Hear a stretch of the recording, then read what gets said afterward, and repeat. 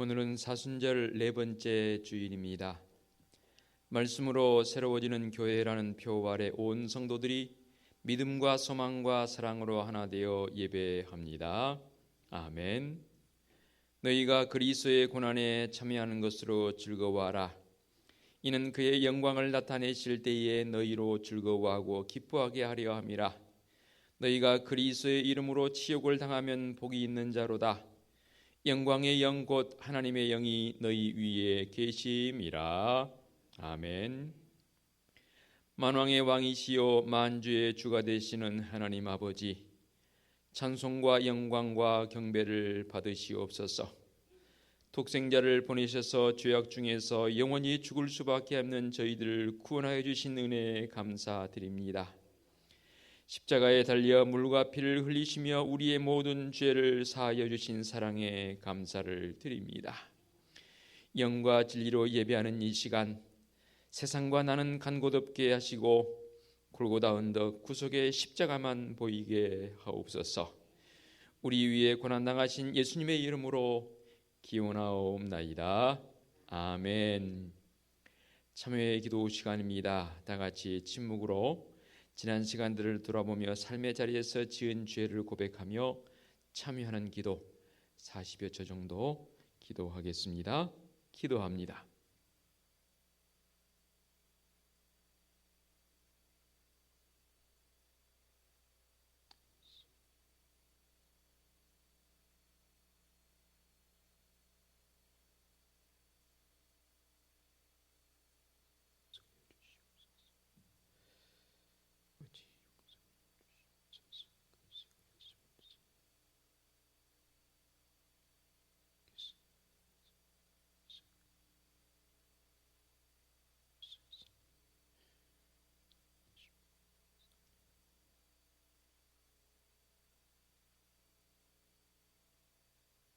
사함의 확신입니다.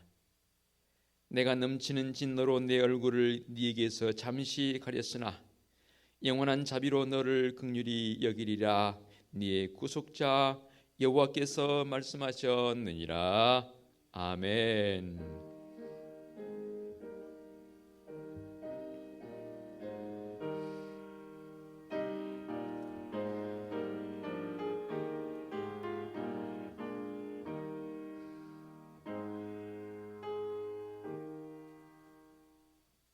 다 같이 자리에서 일어나셔서 찬송가 621장을 부르며 경배와 찬양합니다.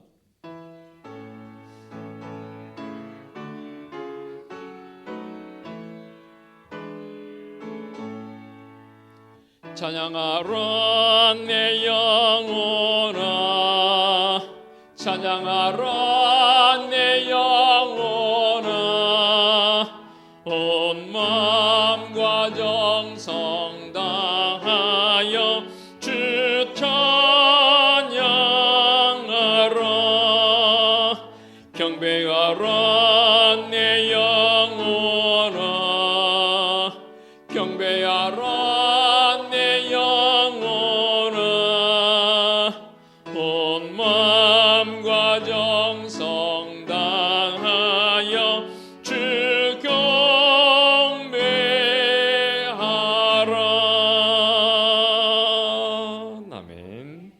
성시 교독하겠습니다. 허물의 사함을 받고 자기 죄가 가려진 자는 복이 있도다.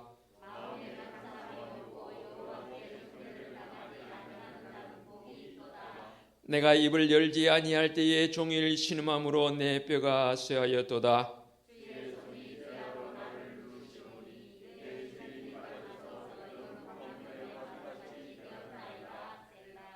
내가 이르기를 내 허물을 여호와께 자복하리라 하고 주께 내 죄를 아뢰고 내 죄악을 숨기지 아니하였더니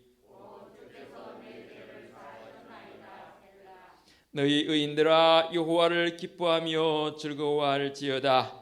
마음이 정직한 너희들아 다 즐거이 외칠지어다. 아멘. 사도신경으로 우리의 신앙을 고백하겠습니다.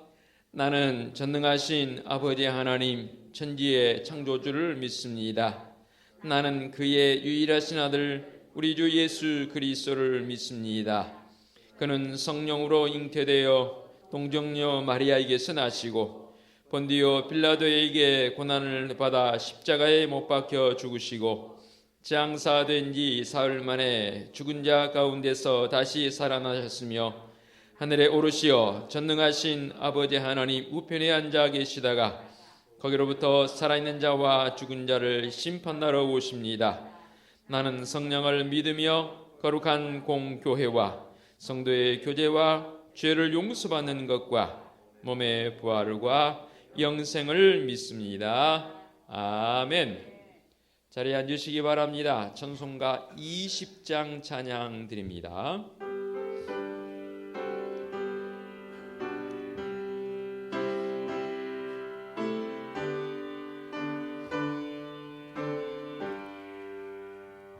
큰 영광 중에 계신 주 나 찬송합니다. 영원히 계신 주 이름 나 찬송합니다.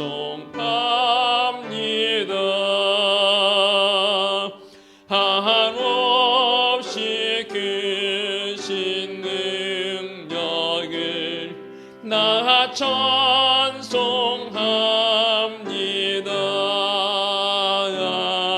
참되고 깊은 그 언약 나 찬송합니다.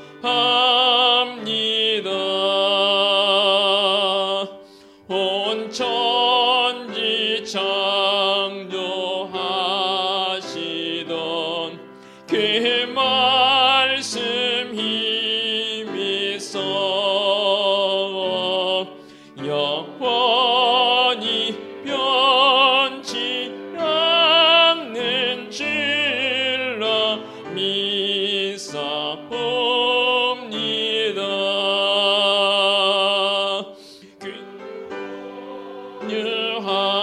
긍휼하신 주 음성 날 불러주시고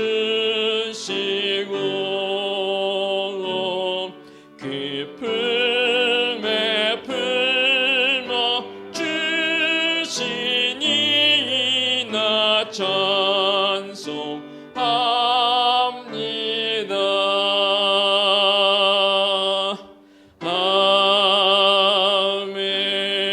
아멘. 기도하시겠습니다.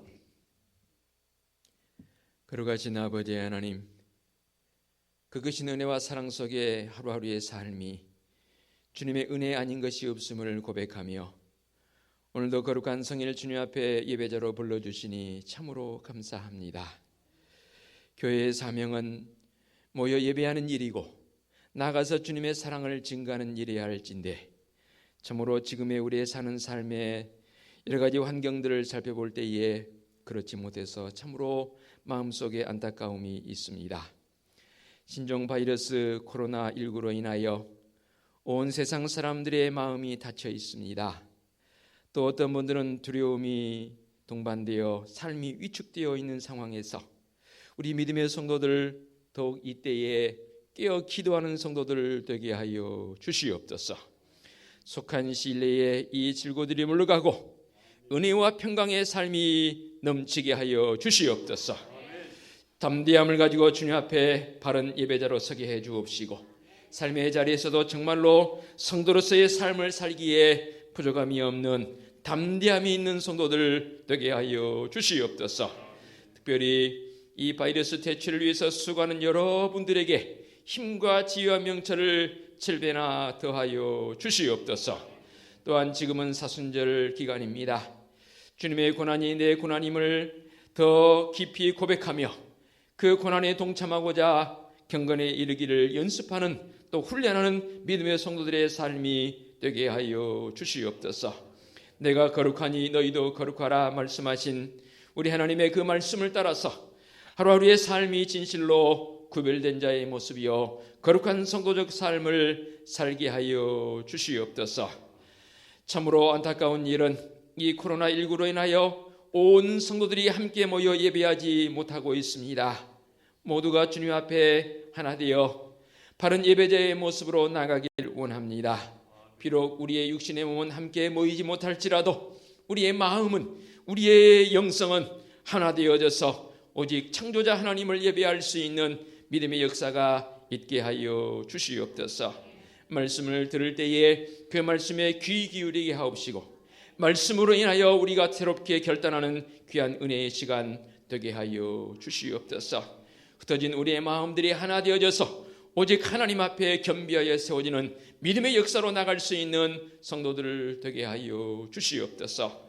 오 주님, 성도들의 가정과 사업장, 직장이 참으로 이 일로 인해서 많이 곤고하고 힘들고 어렵습니다. 주님, 굽어 살펴 주시옵소서. 주님의 능력으로 베풀어 주셔서 굳건히 세워져 가게 하옵시고 끝까지 인내하며 견뎌나갈 수 있는 힘을 주님 더하여 주시옵소서. 우리의 예배를 기뻐 흠양하며 받으시는 우리 주님 예수 그리스도의 이름으로 기도하옵나이다. 아멘.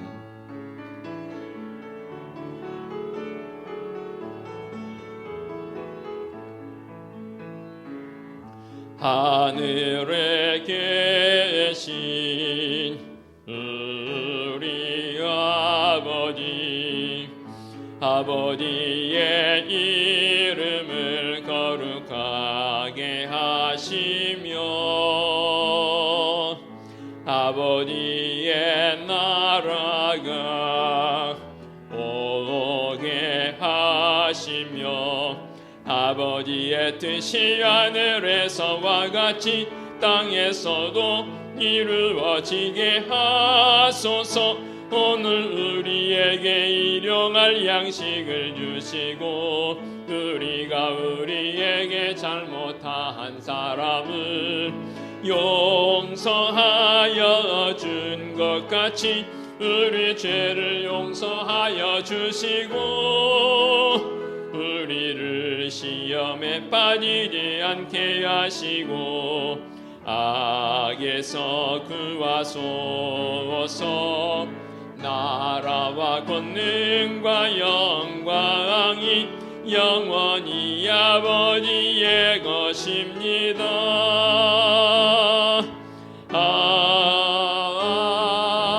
아멘. 교회 소식 전하겠습니다. 주보를 보시면 되겠습니다. 3월 고난의 달을 보내고 있습니다. 오늘은 사순절 네 번째 주일이 이제 시작되었습니다. 힘들지만 이 주님의 고난에 더욱 동참하며 주님의 고난을 묵상하며 경건한 사순절을 보내시기 바랍니다. 오늘 찬양 예배는 역시 주일 가정 예배로 드립니다. 금요한 밤 기도회도 쉬겠습니다. 구역장 교육도 역시 코로나19로 인해서 쉬겠고요. 금주 주방 역시 제공하지 못합니다. 널리 양해해 주시기 바랍니다.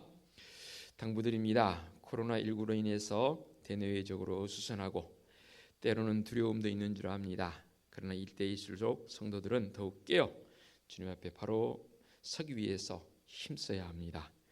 아울러 개인의 건강 잘 지키시길 바라고요. 이 나라 이 민족과 교회를 위해서 더 많이 기도해 주시고 또 질고로 힘들어한 이웃을 위해서도 기도해 주시고요. 바이러스 대치를 위해서 여러 분야에서 힘쓰는 분들을 위해서도 많이 기도해 주시기 바랍니다. 또 이제 2부 예배 11시 예배는 아마도 가정에서 가족별로 방송을 보면서 예배를 드리고 있는 줄 드릴 것입니다. 함께하는 성도들의 마음속에 어느 때보다도 겸비하여 주님 앞에 은혜롭게 세워져가는 귀한 역사가 있어지시기를 당부드리겠습니다. 자, 이제 일어서서 다니시기는 힘들고요. 앞뒤 옆에 계신 분은 눈인사라도 또 가족들이라면 서로 가족들끼리라도 힘냅시다라는 그런 마음을 가지고 서로 인사하시면 좋겠습니다.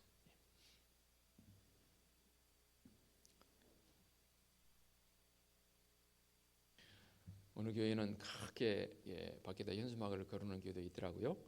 대한민국 힘내라. 코로나는 코리아를 이기지 못한다. 그렇게 표어도 붙여놓은 것 제가 보기도 했습니다. 더더욱이 우리는 믿음의 성도들입니다. 넉넉히 이 모든 과정들을 잘 이기며 나갈 수 있는 줄로 믿습니다. 더욱 힘내시기를 당부드리겠습니다. 봉헌 찬송 633장 찬양 드립니다. 나의 하나님 받으소서, 주께 드리는 이 예물을 소리 높여 감사하로 주께 드리네. 아멘.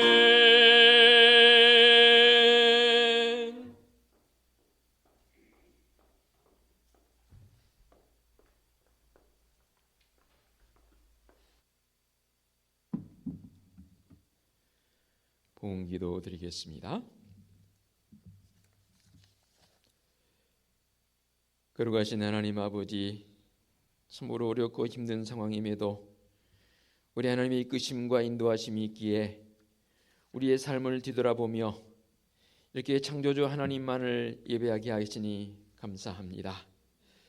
더욱 바라는 것은 온 성도들이 하박국 선지자와 같은 그리 아니하실지라도 여호와로 말미암아 즐거워하고 기뻐하는 삶을 살아가게 하여 주시옵소서. 오늘도 온전히 감사의 마음을 가지고 우리 주님께 예배합니다. 사랑하는 성도들의 삶을 지켜주시고 온 이 민족을 주님 지키시며 인도하여 주시옵소서. 오늘도 예배하는 성도들 빈손으로 나오지 않고 모든 것이 하나님의 것임을 고백하며 11조 예물을 봉헌합니다. 범사에 감사한 일들이 있어서 감사 예물을 봉헌합니다. 보내는 자의 마음을 가지고 선교 예물도 봉헌합니다. 이웃을 돌아보며 조금이라도 그들을 돕고자 구제 예물도 봉헌하옵고 매주간 건축 예물 봉헌합니다. 주일 예물도 봉헌합니다. 예물 봉헌하는 성도들의 가정과 사업장과 직장에 우리 주님의 각별하신 크신 은총으로 든든히 세워 주시옵소서. 사랑하는 성도들의 삶의 지경이 넓혀지는 은혜가 있게 하여 주시옵소서. 구워주고도 나누어주고도 넘침이 있는 풍성함이 있는 사랑하는 성도들의 삶의 자리가 되게 하여 주시옵소서. 주님의 핏값으로 세워주신 우리 은혜숲 재단을 위해 기도합니다. 온 성도들이 올 한 해 표어처럼 실천사항처럼 말씀 충만하게 하옵시고 기도로 더욱 전심전력하며 주님 앞에 나아갈 수 있는 믿음의 성도들의 결단도 있게 하여 주시옵소서. 특별히 주님 앞에 시간을 정하여 예배드리는 시간도 중요하지만 삶이 예배가 되어져서 이 예배 회복을 통해서 삶의 회복을 경험할 수 있는 믿음의 성도들 되게 하여 주시옵소서.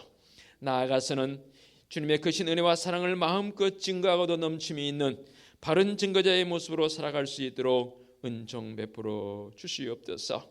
아버지 하나님, 온 민족이 온 세계가 이 코로나19로 인해서 참으로 많이 염려하고 있습니다. 주님, 종이 다시 한번 주님의 권능에 힘입어 선포합니다. 이 모든 질고는 물러갈지어다. 그리고 우리의 평상이 회복되어 우리 하나님 앞에 마음껏 예배할 수 있는 귀한 시간이 속히 올 수 있도록 그는 종 베풀어 주시옵소서. 이때일수록 더욱 주님의 성도들 깨어 주님 앞에 겸비하여 세워지는 역사 있게 하여 주시옵소서. 오늘도 이렇게 참으로 어려운 상황임에도 불구하고 함께 예배하는 성도들의 그 심령에 우리 주님 찾아가 주셔서 말씀 충만, 성령 충만, 은혜 충만하게 하여 주시옵소서. 특별히 연로하여서 힘들어하는 우리 믿음의 가정들에게 어른들과 부모님들을 위해 기도합니다. 이때일수록 주님 더욱 견고히 세워 주옵시고 더 아버지 앞에 깨어 기도할 수 있는 믿음의 부모님들 될 수 있도록 인도하여 주시옵소서. 오늘도 이 귀한 재단에 꽃꽂이로 섬겨주신 우리 김혜경 원사님의 손길에 은혜를 더해 주시고 항상 하나님 앞에 더 기쁨과 감사로 나가는 믿음의 손길을 세우시며 인도하여 주시옵소서. 원치 않은 질고와 또 사고를 통해서 병원과 가정과 요양원에서 치료받으며 회복적인 사랑하는 성도들이 있습니다. 주님, 그 아픈 부위를 친히 어루만져 주시옵소서. 치유의 은혜로 함께하여 주시옵소서. 회복되어 주님 앞에 할렐루야 찬송하며 예배할 수 있는 믿음의 환울로 세우시며 인도하여 주시옵소서. 거룩하신 하나님 아버지, 우리 은혜숲교회는 하나님이 우리의 유일한 꿈이며 말씀에 감동 있는 교회의 모습을 가지고 거룩한 교회인 성도들이 어느 때보다도 말씀 앞에 바로 세워지게 하옵시고 이 교회가 말씀으로 새로워진 교회가 되게 하여 주시옵소서. 주님 예수 그리스도의 이름으로 기도하옵나이다. 아멘.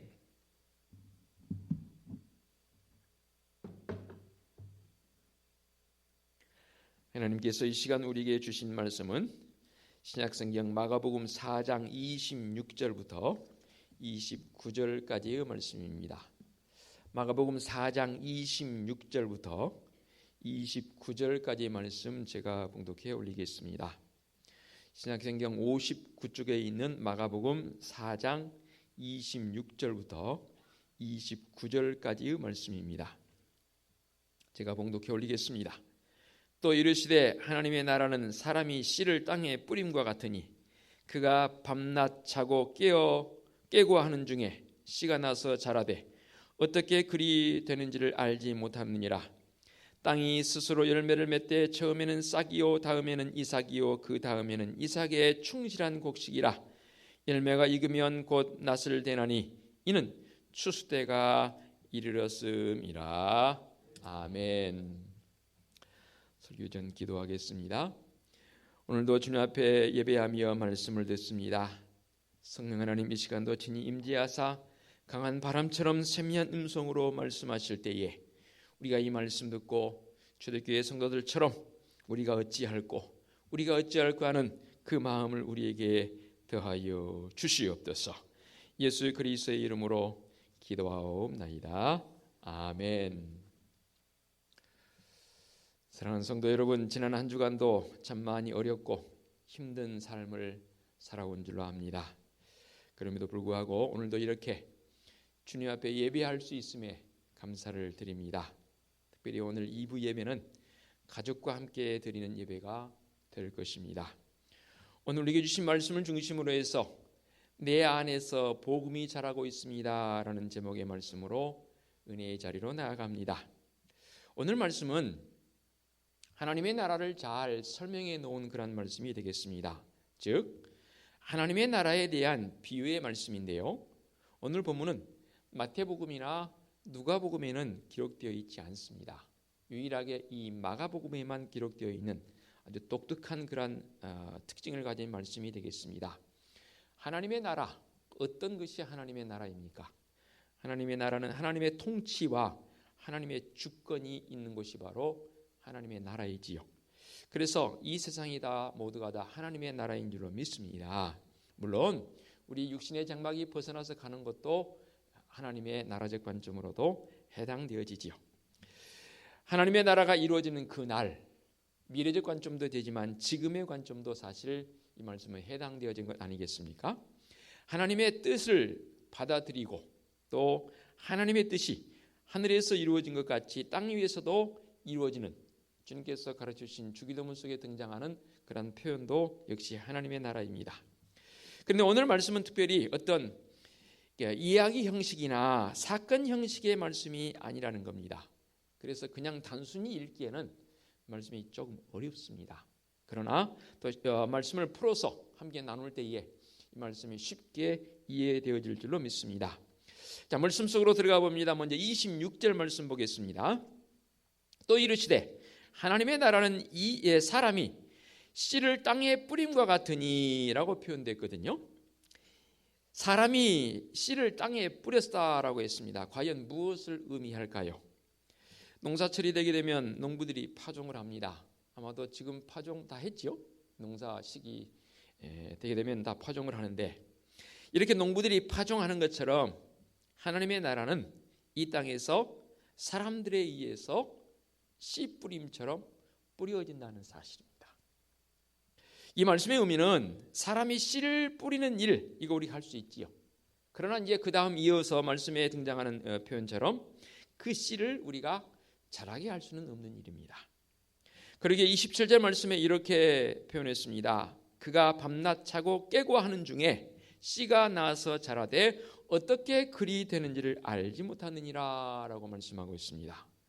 이렇게 되는 이유는 씨 자체 안에 생명과 성장의 신비가 있다는 사실입니다. 씨라는 것에 대해서 좀 더 염두에 둬야 할 것은 씨 속에는 뭐가 있습니까? 생명이 있습니다. 이 의미를 주님께서 비유를 통해서 말씀하시는 것 아니겠습니까? 곧 복음에는 생명이 있습니다. 예수님 자신이 복음이시잖아요. 그 예수님 자신이 복음이라면 그 복음은 바로 생명이라고 말입니다. 우리 교회에서 말하는 생명이 과연 뭐냐는 겁니다. 그리고 일반적인 사람들은 이 생명에 대해서 잘 이해를 못하고 있는 경우가 있어서 생명에 대해서 설명을 좀 드리겠습니다. 영원히 사는 것만을 생명으로 말하지는 않습니다. 생명에 대해서 좀 더 깊이 살펴본다면 예를 들면 이런 겁니다. 더러 살다 보면 사업을 하다 보면 잘 되는 경우도 있지만 또 그렇지 못해서 아파하고 힘들어하고 왜요? 실패하니까. 또 이런 일들로 인해서 또 다른 일들로 인해서 더러 삶 중에는 극단적인 선택을 하는 사람들이 있습니다. 즉 목숨을 달리하는 그런 안타까운 일들이 심심찮게 있습니다. 그런데 사실 그렇게 극단적 선택을 하는 사람들의 그 정황을 보게 되면 사실은 살아있는 목숨을 끊는 게 아닙니다. 이미 죽어버린 목숨을 끊는 것과 같다 그 말입니다. 왜 이렇게 표현하냐면 생명을 끊을 정도로 사업이나 그 어떤 것에 더 소중함을 비중치를 두었다면 사실 사업이나 그 어떤 게 실패한 그것이 이 사람에게 있어서는 살아야 할 이유였는데 그 이유가 없어져 버리니까 살아야 이유가 못 되는 거죠. 그래서 이 사람에게는 사업이나 그 어떤 것이 이미 생명처럼 되어 있었습니다. 그런데 생명처럼 되어 있는 것이 없어져 버리니까 사실은 이 사람은 이미 생명이 끊어진 거라 마찬가지라 그 말입니다. 그렇다면 우리 신앙적 관점에서 본다면 예수님은 나의 생명이십니다. 어때요 여러분? 그렇게 고백하시지요? 저도 분명히 고백합니다. 예수님은 나의 생명이십니다. 그런데 이 생명은 사실은 처음에는 내 안에 있지 않았습니다. 이 생명은 내 밖에 있다가 어느 순간에 내 안으로 들어왔습니다. 그리고는 이제 예수님이 내 생명이 됐습니다. 곧 예수님이 내 생명이라는 사실은 예수님 때문에 살고 예수님 때문에 죽고 예수님 때문에 짝짝 하면서 우리가 찬양도 많이 했지 않습니까? 예수님 때문에 정말로 내가 삶의 이유를 가지고 예수님이 아니라면 내가 죽을 수밖에 없는 그런 어떠한 고백적 모습으로 나가는 거, 이게 진짜 생명이라는 거죠. 내가 살아있는 이유가 만일에 자녀 때문이라면 사실은 자녀가 생명이 되는 것이지요. 자녀뿐만 아니라 모두 그렇습니다. 이 땅에 우리 눈에 보이고 우리 손에 쥐어지는 것들이 만일에 내 생명이라면 큰일입니다. 그런데 바로 그것들이 어느 한순간 무너지게 되면 역시 내게 보여준 이 목숨도 어떤 사람들은 극단적인 선택을 하는 경우가 있더라 그 말입니다. 생명이라는 것은 좀 더 자세히 말씀드리면 사랑하는 마음의 상태와 사랑하는 대상을 모두 포함하는 것이 생명이 되겠습니다. 한 가지 더 예를 들어본다면 요즘 반려견 가정에서 많이 키우더라고요. 그런데 어느 날 이 강아지로 인해서 울고 웃고 좋아해서 어쩔 줄 몰라 했던 그 반려견이 그만 먼저 죽어버렸습니다. 그러면 어떤 사람 가운데에서는 그 강아지 죽은 것 때문에 삶의 의미를 잃어버린 듯한 삶을 살아가는 사람도 더러 있습니다. 바로 이 사람은 사실은 살아있지만은 죽은 사람과 다를 바 없는 그런 삶이 되는 것이지요. 강조한다면 내가 생명이라고 여기는 것이 존재하는 동안만 사는 것이 사실은 일반적인 우리의 삶 내지는 생명이 되는 것이지요. 그런데 세상 사람들은 그 대상이 수시로 바뀝니다. 뭐 한동안 오래 지속되기도 하지만 그것이 대상이 바뀌는 거지요. 그러나 믿음의 사람들은 그 대상이 바뀔 수가 없습니다. 아니 바뀌어서도 안 됩니다. 그러면 영생 즉 영원한 생명이 과연 뭐냐는 거죠.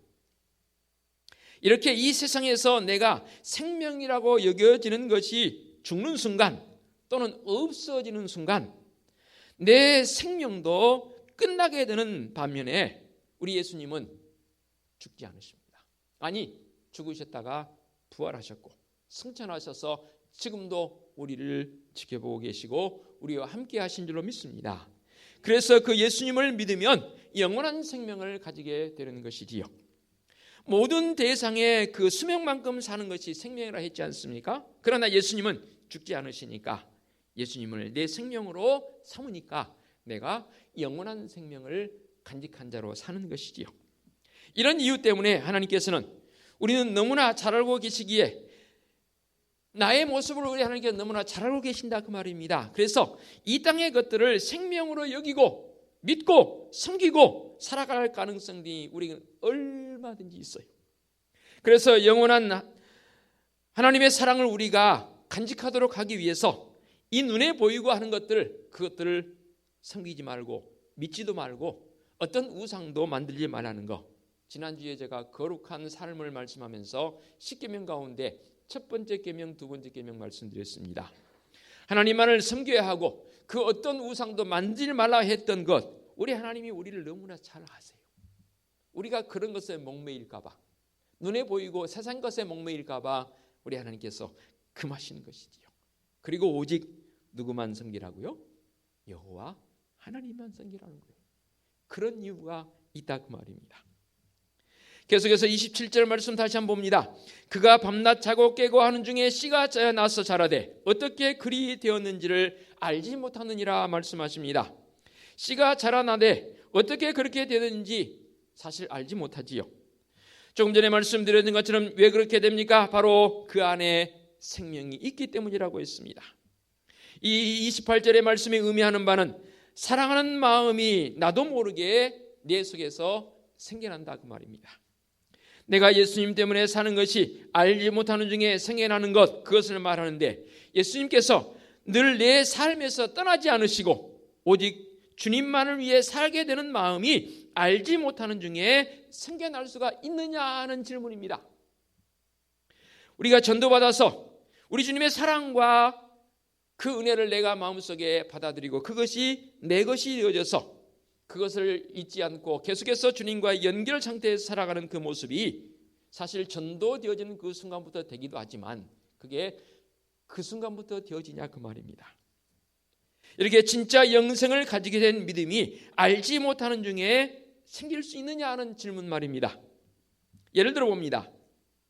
예수님께서 부활하셔서 베드로에게 나타나 보여주셨습니다. 그리고 베드로에게 이렇게 물으시죠. 네가 나를 사랑하느냐? 사실 베드로에게만 질문하는 게 아니라 오늘을 사는 우리에게도 이 질문은 해당되어진다고 보여집니다. 이때 주님께서 베드로에게 물으시는 사랑은 과연 무엇을 의미할까요? 어떤 주석가들은, 설교가들은 그렇게 설교하기도 합니다. 주님이 십자가에 못 박이실 때에 주님을 모른다라고 3번이나 부인했던 그 베드로의 모습, 그래서 주님께서 3번 물으셨다라고 주석을 달기도 합니다. 글쎄요, 베드로의 배반의 순간을 상기시키기 위해서 주님께서 그렇게 물으셨을까요? 사실 이 부분은 베드로에게서 얼마나 아픈 상처인지 모릅니다. 비록 며칠 안 됐지만 부활하신 주님께서 베드로에게 네가 나를 사랑하느냐라고 그 물으시는 그 물음 속에서 베드로의 그 아픈 상처를 건드리시면서까지 주님께서 그렇게 물으시는 질문인가? 사실 저는 그런 의문점을 던져봅니다. 그건 아니라고 보여집니다. 왜냐하면 사실 베드로에게는 십자가에 못 박혀 돌아가신 예수님에 대한 그 정이 남아 있는 것이지요. 무슨 말씀입니까? 주님께서 십자가에 못 박혀 돌아가셔 버리니까 그동안 따랐던, 그리고 그 베드로의 입술을 통해서 모른다라고 저주까지 했던 그 마음들, 이런 베드로에게 주님께서 나타나셔서 내가 나를 사랑하느냐라고 물으십니다. 사실 지금까지는 자기 꿈을 이루기 위해서 주님을 따라다녔던 베드로 아니었던가요? 그때는 예수님을 정말로 만나보지 못했습니다. 곁에 계시는데도 진짜 예수님을 만나보지 못했던 베드로의 모습.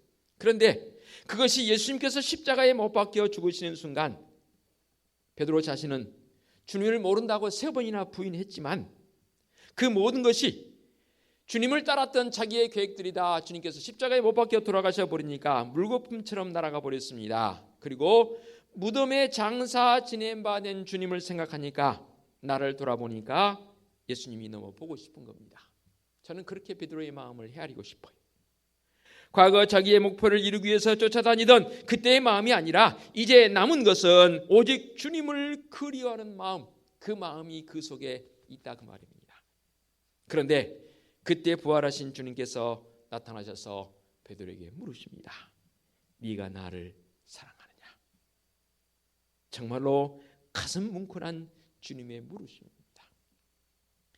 이 주님의 물으심 앞에서 베드로의 가슴 속에 바로 사랑의 씨, 영원한 생명의 씨가 베드로 자신도 모르게 그 속에서 자라고 있었던 것이지요. 이렇게 베드로 자신도 모르게 자라고 있는 영원한 생명의 씨앗에 부활하신 주님께서 하나님 나라의 복음으로 베드로를 터치하시는 겁니다. 네가 나를 사랑하느냐? 이때 비로소 베드로가 주님을 향해서 그 사랑의 마음을 고백합니다. 예, 주님, 제가 주님을 사랑하는지를 주님 아시지 않아요? 주님을 사랑하는지를 아시지 않아요? 주님을 사랑하는지를 아시지 않아요? 그리고 마지막 십자가에 거꾸로 달리면서까지 주님의 사랑을 저버리지 않았던 그 베드로의 모습, 어느 한순간 생겨진 게 아니더라고 말입니다. 씨가 땅에 떨어져서 그 씨가 싹이 나고 자라는 것을 우리가 알지는 못하지만 그 사람처럼 베드로의 마음속에 그런 게 있더라고 말입니다. 이런 베드로의 삶을 나의 삶으로 한번 끌고 들어와서 적용해 보십시다. 우리는 내 삶의 문제를 해결하고 그것이 더 우리의 마음속에 강하게 작용했던 그렇게 모습으로 살다 보니 사실 예수님의 사랑을, 주님의 사랑을 바르게 내 이 가슴 속에 품지 못하는 게 사실이지요. 말로는 수도 없이 사랑합니다, 사랑합니다 고백했습니다. 그런데 본래적으로 예수님께 관심을 두지 않았던 나의 모습, 아니 관심을 뒀다면 내 목표를 이루기 위해서 도와주신 분으로, 헬퍼로, 주님 나 좀 도와주세요, 내가 물에 빠져서 지금 죽을 지경입니다, 나 좀 살려주세요, 나 좀 도와주세요, 만일에 그런 정도로 주님을 만났다면 나만을 위해 살았던 내가 어느 날 예수님이 보이고 예수님이 느껴지기 시작합니다. 사실 지금까지는 내 사업 잘되게 하기 위해서 주님을 도구로 이용했다면, 아니 사업 잘되게 해달라고 철회하며 기도했는데 안타깝게도 그 사업이 잘 될 수도 있지만 답답하게 현상주지도 힘들어지는 어려운 상황이 될 때도, 최악의 경우도 우리가 있지 않습니까? 설상가상으로 빚더미에 올라앉는 경우도 있더라 그 말입니다. 이렇게 내 처지를 생각하며 가슴 아파하며 눈물 흘리고 있는데 어느 날 십자가에 못 박혀 계신 주님이 보입니다. 곧 내 속에 알지 못하는 때부터 예수님의 영원한 그 생명이 내 속에서 자라나고 있음을 어느 순간에 그것이 느껴지기 시작하고, 그로 말미암아 날 위해 십자가 지신 우리 주님의 모습이 진짜로 보이더라 그 말입니다. 평상시에는 그저 형태로만 보이던 것이 네가 나를 사랑하느냐 물을 때에 베드로가 고백했던 것처럼, 예 주님, 지금은 정말입니다, 지금은 정말이다, 주님이 나의 주님입니다라고 그렇게 고백되어지는 것, 곧 언제부터인가 예수님이 내 속에 자리 잡고 있다는 사실이 깨달아지기 시작합니다. 이 순간이 진짜로 예수님이 내 눈에 보이기에 영원한 생명을 간직한 선도적 삶이 되는 것이지요. 그리고 내 필요에 의해서 예수님을 찾던 내가 어느 날부터 예수님을 위해서 뭔가 해드리고 싶은 마음이 들기 시작합니다. 이게 바로 진짜 믿음이 생기는 것이지요. 사실 그동안은 겉돌았습니다. 아니 내가 예배의 자리에 나와 있지만 그저 내 이 외형적인 겉모습만 나와 있더라 그 말입니다. 상적인 표현을 좀 빌린다면 좀 많이 뺀질거렸습니다. 이젠 예수님이 좋아지기에, 예수님이 좋아하는 것이라면 나도 이 주님을 향해서 해드리고 싶은 마음이 어느 날부터 생기더라 그 말입니다. 그렇다고 해서 모두가 다 저처럼 사역하라는 소리는 아닙니다. 이때에 비로소 주는 것이 받는 것보다 좋다는 것을 깨닫기 시작합니다. 보통 우리는 받으면 좋다는 그런 마음을 가지고 있지 않습니까? 그동안 내가 우리 주님께 뭔가를 받았다는 것으로 기뻐했습니다. 그래서 예배 자리로 나와서 예배에 나가면서 은혜 받았으니 좋지요. 그렇죠? 저도 은혜 받기를 원해요. 은혜 받으니 좋아요. 그런데 이제는 좀 더 성숙한 모습으로 바뀌더라고 말입니다. 어떤 모습이요? 예수님께 뭔가를 해드리고 싶은 마음이 있습니다. 그것이 내 기쁨의 모습으로 바뀌더라고 말입니다. 그 기쁨이 진짜 기쁨 아니겠습니까? 그리고 여기서 28절 말씀이 이렇게 표현합니다. 땅이 스스로 열매를 맺되 처음에는 싹이요, 다음에는 이삭이요, 그 다음에는 이삭의 충실한 곡식이라고 했습니다. 씨앗이 땅에 떨어져서 그 씨앗 안에 생명체가 있는데 그 생명이 이제 싹이 났습니다. 싹이 나서 잎이 나고 이삭이 생겼습니다. 그 다음에는 이삭 다음에는 충실한 곡식으로 자라는 그 모습을 설명하고 있습니다. 예수님의 생명이 있는 나에게 믿음이 자랐습니다. 그 자라는 과정을 28절에 표현하는 것 아니겠습니까? 생명은 바로 씨앗 속에 있다 했습니다. 그래서 29절 열매가 익으면 곧 낫을 대나니 이는 추수 때가 이르렀음이라 라고 말씀하고 있습니다. 이 29절에서 추수의 때가 이르렀다는 말의 의미는 무엇일까요? 29절 말씀 배경을 보게 되면 바로 수가성 여인의 모습을 한번 생각해 보시기 바랍니다. 한낮에 사람들의 낯을 피하여서 물을 기르러 왔습니다. 그리고 그 우물가에서 주님을 만났습니다. 영원히 목마르지 않은 이 물을 달라 요청했던 이 여인에게 주님께서 내가 그라, 그리고 그에게 주님께서 영원히 마르지 않은 이 생수를 그 여인에게 주지 않습니까?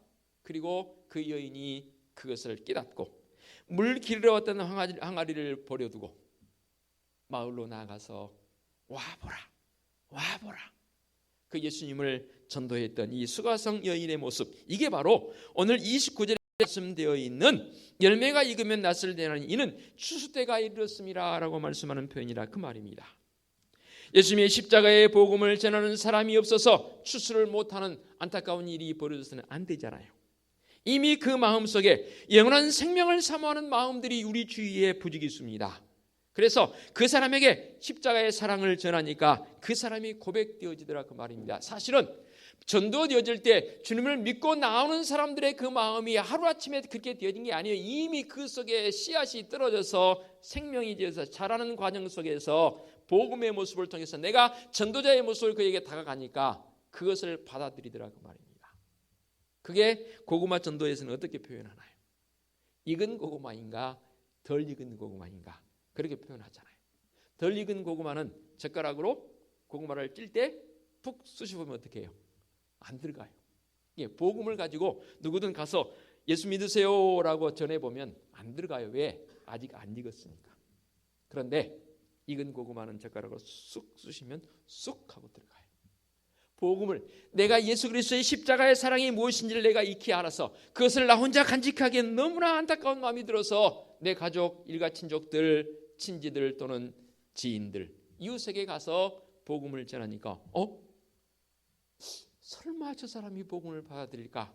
의구심을 가지고 가서 복음을 전해보니까 그 사람이 받아들이는 거예요. 뭐예요? 이미 그 사람 그 마음속에는 복음의 씨앗이 떨어진 거예요. 그리고 싹이 나고 잎이 나고 익어져서 수확되어지는 것, 그 역할을 우리에게 맡겨주셨다 그 말입니다. 복음 전하는 법을 달달달 외워서 전한다고 해서 복음이 전해지던가요? 쉽지 않아요. 십자가의 사랑이 무엇입니까? 지금 내가 사랑하고 있는 것을 다 내려놓으라 그 말 아닙니까? 지금 하나님 말고 내가 사랑하는 모든 것을 십자가에 못 박으라 그 말 아닙니까? 이 십자가 복음이 고백되어져야 합니다. 사도 바울을 예를 들어 볼까요? 사도행전 7장에 보게 되면 스데반 집사님이 순교하는 장면이 나옵니다. 그 순교하는 자리에 청년 사울이 있었더라고 했습니다. 누가는 이 사도행전을 기록하면서 그냥 그 표현을 기록했을까요? 왜 청년 사울이 바울 되기 전에, 주님 만나기 전에 그 청년 사울이 스데반 집사님이 순교하는 그 자리에 있다라는 것을 기록을 했을까요? 그렇습니다. 스데반 집사님의 순교 현장에 바울이 사울 되기 전에 그 자리에 있었다는 것은 돌에 맞아 죽는 스데반 집사님을 보면서 이 사울의 마음이 어떠했는지를 입증해 줍니다. 이렇게 이미 사울의 마음에 금이 가기 시작했습니다. 즉 그 속에 생명의 씨앗이 떨어져서 싹이 나고 이삭이 나서, 그리고 다메섹 도상에서 주님께서 나타나시면서 사울아 사울아 네가 왜 나를 핍박하느냐, 누구시오, 누구십니까? 그랬더니 네가 핍박하는 나 예수니라. 그리고 사울이 뒤집어지지 않습니까? 만일 내 삶이 무기력하다면 그 사람은 사랑하는 것이 없어서입니다. 우울증이 왜 걸린지 아십니까? 사랑하는 것을 잃어버리기 때문에 그렇습니다. 그거는 일반적인 사람들 속에 주어지는 우울증 말입니다. 그런데 신앙에도 우울증이 생기더라고 그 말입니다. 왜요? 어느 한순간 어느 날 내 마음속에 주님의 사랑이 확인되지 않습니다. 그리고 반감되어 버립니다. 소위 말해서 성령 충만의 은혜가 식어져 버리더라고 말입니다. 그렇습니다. 예수님 사랑하는 사람의 삶에서 무기력함이 있을 수가 없습니다. 정말로 내 삶이 무기력해졌다면 다시 한번 오늘 주신 말씀을 기억하시면서 내 속에 생명의 씨앗, 예수 그리스도의 생명의 씨앗이 싹이 나고 잎이 나고 풍성하게 자라서 이 땅에 사는 삶의 모습, 어느 분이 그런 표현을 쓰더라고요. 우리 믿음의 성도들에서 명약, 보약이 뭔가? 그 명약은 항상 기뻐하고 쉬지 말고 기도하고 범사에 감사하는 것이 우리의 성도들에게 있어서 명약이라고 어느 분은 그렇게까지 표현하더라고요. 예, 이는 그리스도 예수 안에서 너희를 향하신 하나님의 뜻이니라 라고 말씀하십니다. 예수 그리스도의 생명이 내 안에 영원한 생명으로 씨앗으로 이제 싹이 나고 이삭이 나서 충실한 곡식의 모습으로 성장했다 그 말입니다. 그러니 믿음의 성도들은 이 땅에 살아가면서 더 깨어 정말로 많은 사람들이 힘들어하는 이때에 우리는 하나님 나라의 일꾼으로서 충실하게 살아가는 성도들 길답니다. 이젠 코로나19로 인해서 복음의 문이 닫힐 것이라고 걱정하는 사람도 있더라고요. 그러나 더 분명한 사실은 이때 우리 성도들은 삶의 자리에서 주님의 이름으로 더 확실한 복음의 증인이 되어져야 합니다. 왜요? 내 안에 예수 그리스도의 생명의 씨앗이 떨어져서 싹이 나고 잎이 나고 충실한 곡식이 되었기 때문입니다. 그러므로 사랑하는 성도 여러분, 더 많이 양보하시고요, 더 많이 배려하시고요, 또 이해해 주시고요, 더 많이 사랑하고 더 많이 나누며 사는 이 복음의 씨앗을 더 많이 퍼뜨릴 수 있는 믿음의 성도들 결단이 있었으면 좋겠습니다. 왜요? 이미 이 속에 내 안에 복음의 씨앗이 자라고 있습니다. 아니, 충실한 곡식이 되었습니다. 사람들은 자꾸만 교회를 향해서 왜 교회가 그러냐라고 손가락질합니다. 글쎄요, 우리가 잘못했으니까 그럴 수도 있지만 이때에 우리가 좀 더 우리를 돌아보면서 바른 교회적 이미지를 심어줄 수 있는 성도들의 몸부림이 있어야 될 것 같아요. 건물적 요소로만 여러분 교회로 보지 마시기 바랍니다. 성도들 한 사람 한 사람이 교회입니다. 가정에서, 내 직장에서, 내 사업장에서, 심지어는 길을 걸어가더라도 성도적 삶의 모습, 교회적 사명을 제대로 시행해 볼 수 있는 우리 믿음의 성도들의 결단이 있어지시기를 간절히 부탁을 드리겠습니다. 기도합니다. 거룩하신 아버지 하나님, 내 안에 복음의 씨앗이 떨어져서 싹이 나고 잎이 나고 이제는 충실한 곡식이 되어져서 그 곡식으로 말미암아 우리 하나님께 더 없는 감사와 기쁨으로 나가기를 원합니다. 그러나 아직도 우리 주위에는 이 놀라운 영원한 생명을 알지 못하는 자들이 있을 뿐만 아니라 또 그 씨앗이 그 심령 속에 떨어졌다 할지라도 아직 자라지 못하고 있습니다. 주님, 믿음의 성도들 마음이 하나 되어 협력하여 잘 자랄 수 있도록 협력자들이 되게 하옵시고, 또 이 힘든 시대 상황 속에서 온 성도들이 바른 복음의 역할을 감당해 나갈 수 있는 성도적 삶이 되게 하여 주시옵소서. 거듭 믿음의 성도를 더 많이 격려하고 양보하고 배려하고 사랑하며 나눌 수 있는 복음의 씨앗을 감당할 수 있는 성도들 되게 하여 주시옵소서. 예수 그리스도의 이름으로 기도하옵나이다. 아멘. 결단 찬송 287장 찬양 드립니다.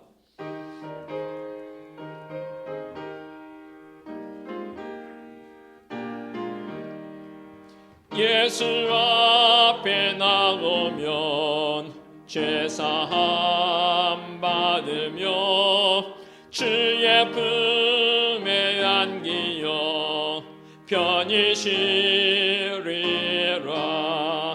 우리 주만 믿으며 모두 구원 얻으며 영생 목랑 멸류관 확실히 받겠네.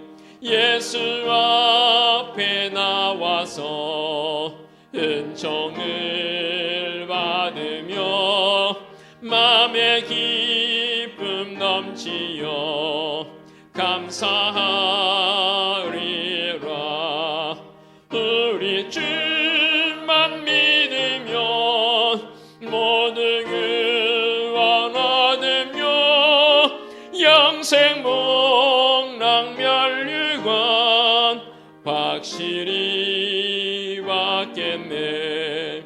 예수 앞에 설 때에 흰 옷을 입으며 밝고 빛난 내 집에 길이 살리라. 우리 주만 믿으면 모두 구원 얻으며 영생 목랑 멸류관 확실히 받겠네. 아멘. 오늘의 위탁의 말씀입니다. 땅이 스스로 열매를 맺되 처음에는 싹이요 다음에는 이삭이요 그 다음에는 이삭의 충실한 곡식이라. 열매가 익으면 곧 낫을 되나니 이는 추수 때가 이르렀음이라. 아멘. 우리 주님 예수 그리스도의 은혜와 하나님 아버지의 지극하신 사랑하심과 성령님의 인도하시며 교통하심이 내 안에서 자라고 있는 이 복음을 마음껏 나타내며 증거하는 삶을 살기 원하는 사랑하는 성도들 머리머리 위에와 성도들의 가정과 사업장과 직장 위에와 우리 교회 위에와 이 민족 위에 이제와 영원토록 함께 하시기를 축원하옵나이다. 아멘.